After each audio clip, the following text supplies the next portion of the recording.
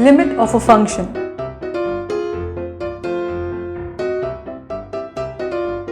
How do we define the limit of a function?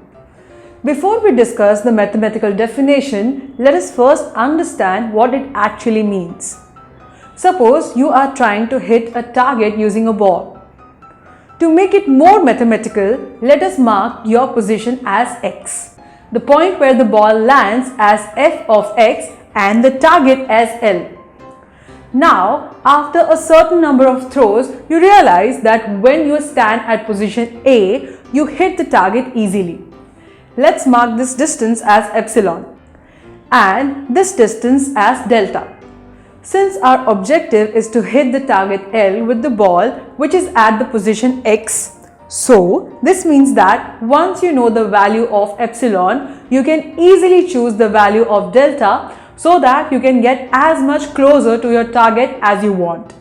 This is what limit of a function does. It helps us to choose the value of x sufficiently close to a so that we could get the value of f of x sufficiently close to L. So, if we consider this as a function, then we want the distance to be less than epsilon, and for this we want to choose x to be delta distance away from A so that when you throw the ball, you could get as close to the target as you want.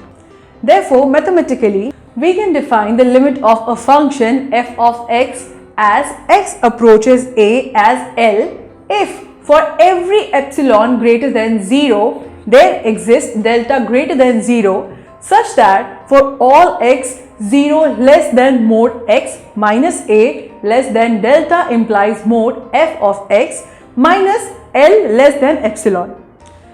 Let us now understand this concept with the help of the graph. Here we have a graph of a function f of x and we would like to discuss about the limit of the function f of x. Before we could say that the limit exists, we want to make sure that we get as close to the limit as we want. For this, we would mark an interval around L and say its distance to be epsilon. So, if we really want our value to lie within this interval, then we must choose the value of x carefully. Let's mark this interval as delta. From this graph, we can say that we must choose the value of x around A within delta so that the value of f of x lies within the epsilon.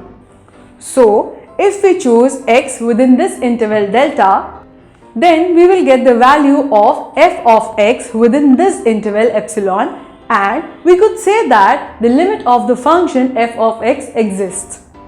Now suppose that you choose the value of x within this interval on the left of the A.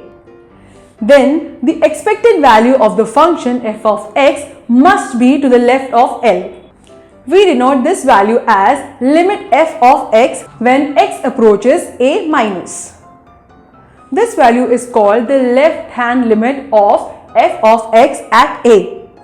Suppose that you choose the value of x within this interval on the right of A.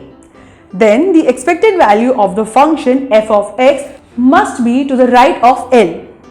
We denote this value as limit f of x when x approaches A plus.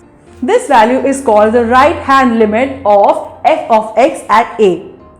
So this is the basic concept of limit of a function.